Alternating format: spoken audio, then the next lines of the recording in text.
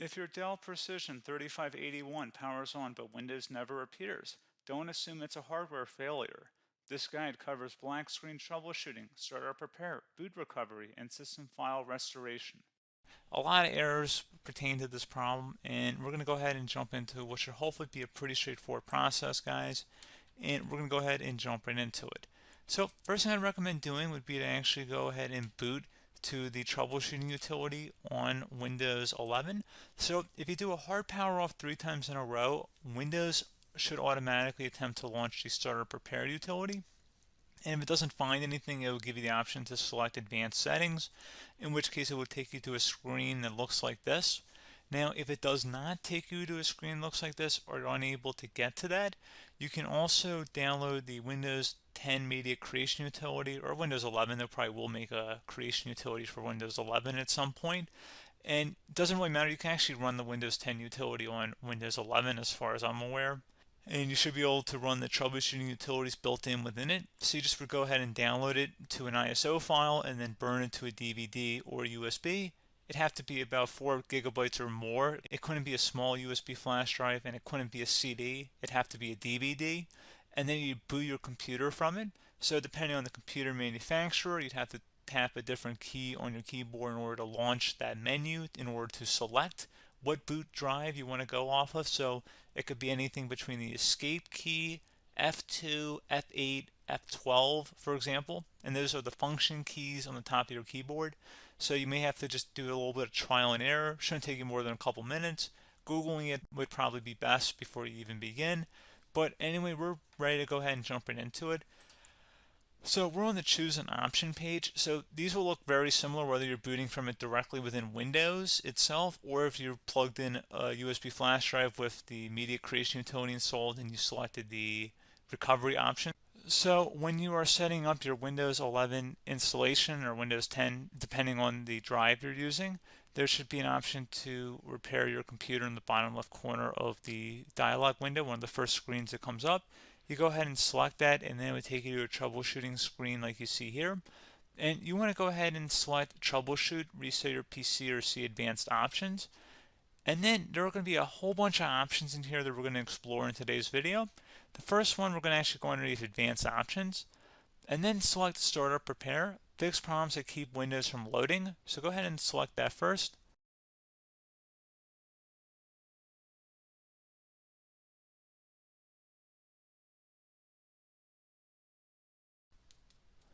Okay, so you can see it could now repair our PC. That was our first option we could try.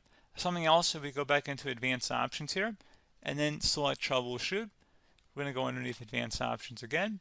You can go ahead and actually access safe mode by selecting startup settings. And then if you select the restart button, you have the option on the screen select safe mode with networking, which will give you a key on the screen. It'll tell you which key to press to enter that.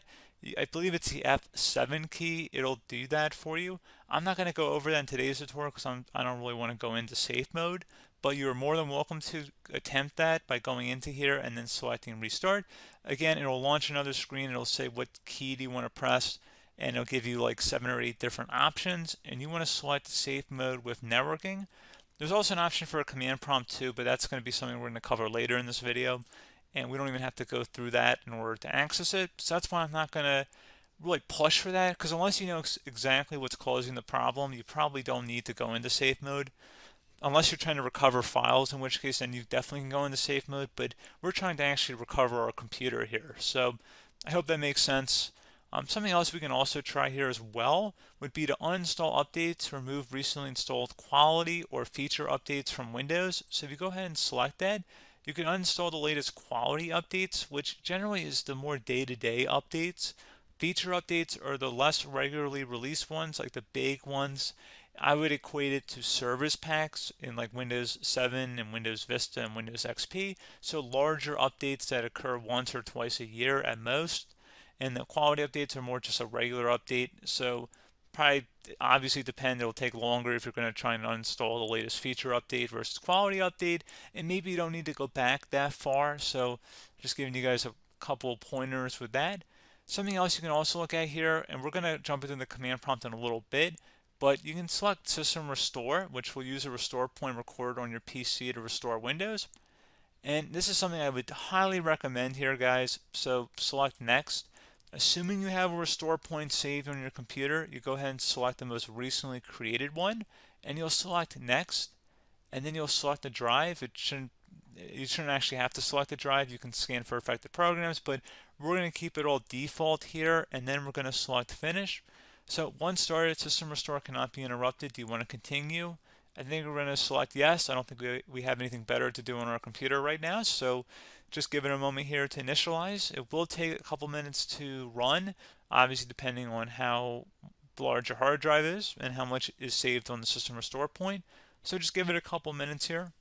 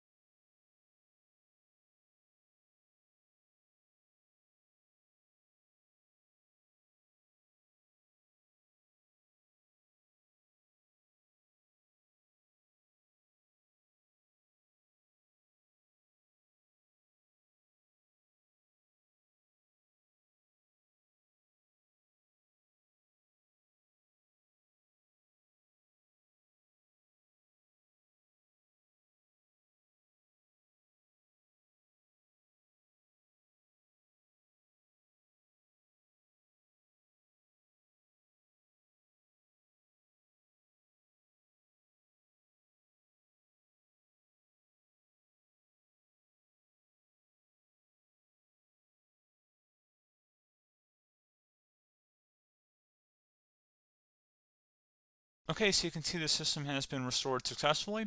We're going to go over a couple different methods in addition to that if that did not work. So I'm just going to pause the video and we're going to start back on the recovery screen that we started with. Okay, so a couple other things we can try here too. If you go back into troubleshoot, you can select reset your PC, let you choose to keep or remove your personal files and then reinstalls Windows.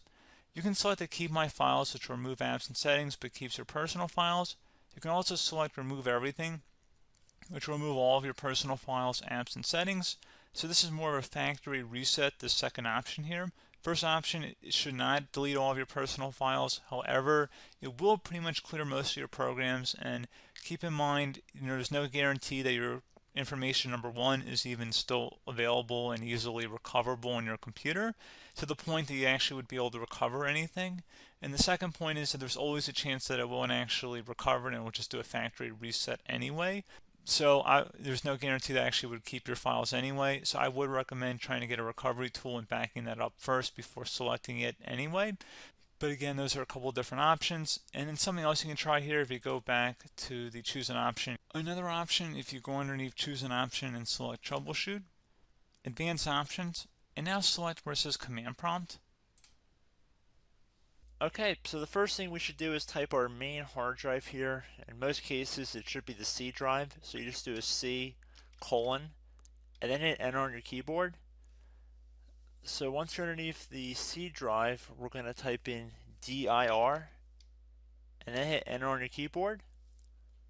It should have program files, users, and Windows all in there. That's how you know you're in the right directory.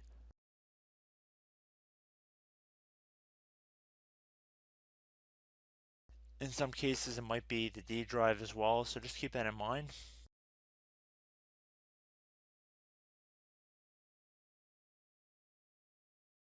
Next thing we're going to do is type in cd space / Windows / system 32 / config, and then you're going to hit enter on your keyboard.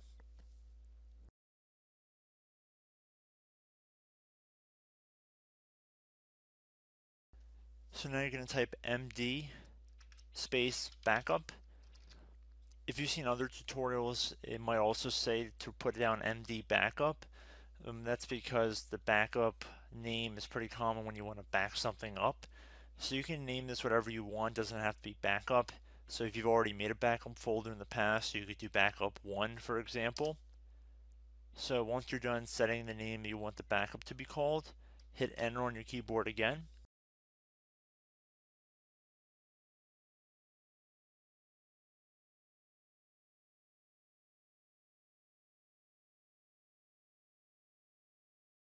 At this point you want to type copy, C-O-P-Y, space, then you want to do the star symbol above the 8 key, then do a period or a dot, whatever you want to call it, then another star sign, and then another space, and then type backup, and then hit enter on your keyboard.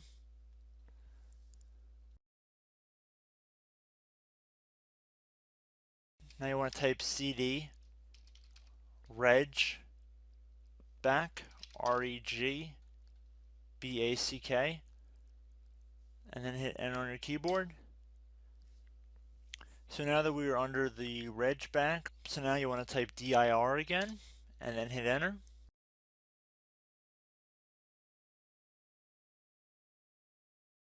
So now at this point we're going to type copy again. So copy, space, star sign,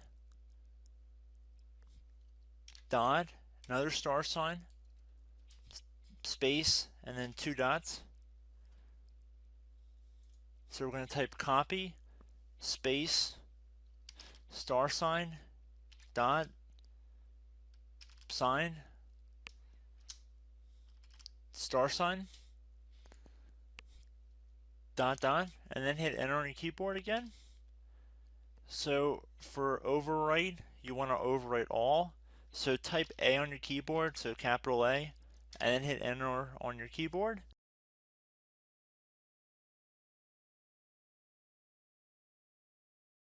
So at this point you should be good to go. You can close out of the command prompt window, and if you accidentally continue to Windows 10 you should be all set. So I hope one of these 3 or 4 different methods we went through in this tutorial helped you guys out. Again, I'm not sure if you guys heard me earlier, but try to go back into your safe mode if possible and uninstall any programs you know might be conflicting with the Windows startup if you can get into safe mode. So just keep that in mind. Something very simple like that could be blocking up everything.